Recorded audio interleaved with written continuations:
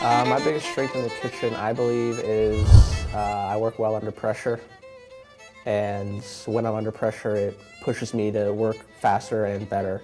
And I believe that's a good strength because the kitchen's always a fast-paced environment and you're always under pressure. I'd like to think of myself as a leader because, one, I work well under pressure. I know what needs to be done and I'm not afraid to tell people to do it. And I work well with others. Because if there's no communication, then the whole thing can fall apart. If one person loses a step or forgets to tell somebody a time on a dish, then the whole thing needs to be restarted. I prefer small work environments, like not too crowded. I have enough space to move around, but enough people to get the job done efficiently. It's important because there's not too many people in your way. People there are in a kitchen, the more the communication can get mumbled, and you could lose communication down the line. I have to say my biggest success would be when I went to Europe and studied under Master Chef Lorenzo Pellegrini. I got to work with him and had to do interviews and resumes and all that stuff. And that was definitely probably my biggest success so far.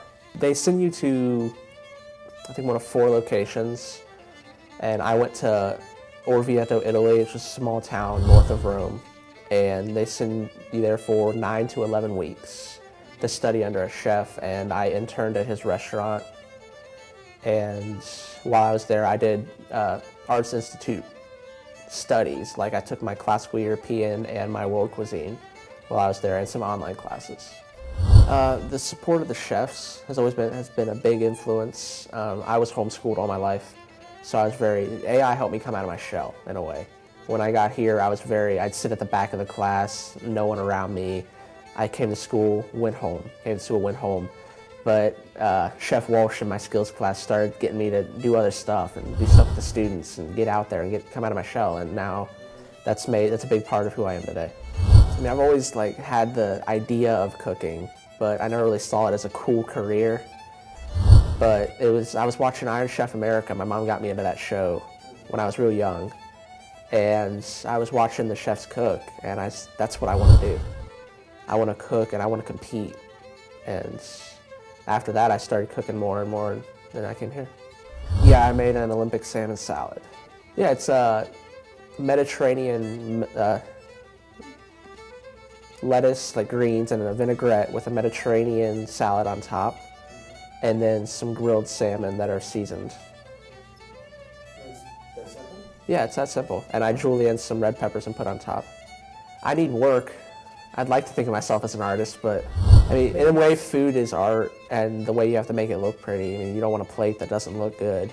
And the same way you make a painting look pretty, you have to put layers on, you have to put everything in the right way, you have to make sure your colors are correct that go together. Yeah, I mean, we've had dishes that we've made that are just so beautiful that you don't want to eat them, but at the same time, they look so good that you have to eat them.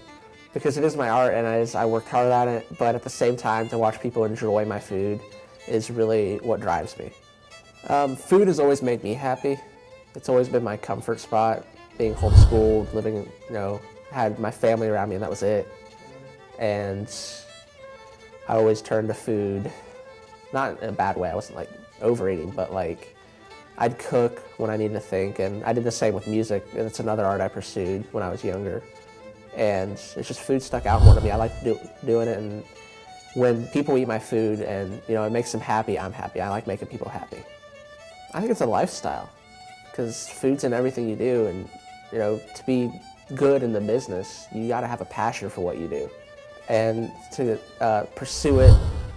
And it's a big part of your life when you're a chef. You work a lot, and the hours are long, and the pay isn't always great. But if you don't love what you do, why do it?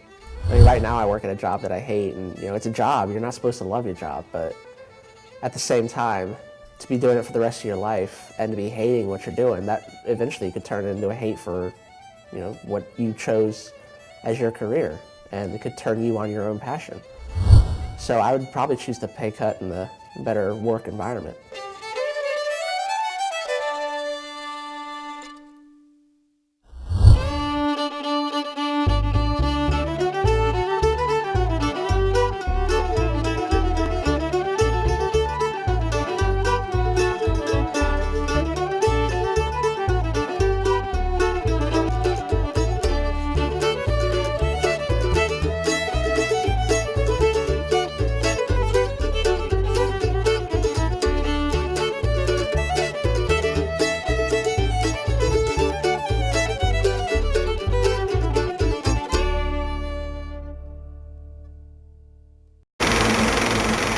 That's a wrap.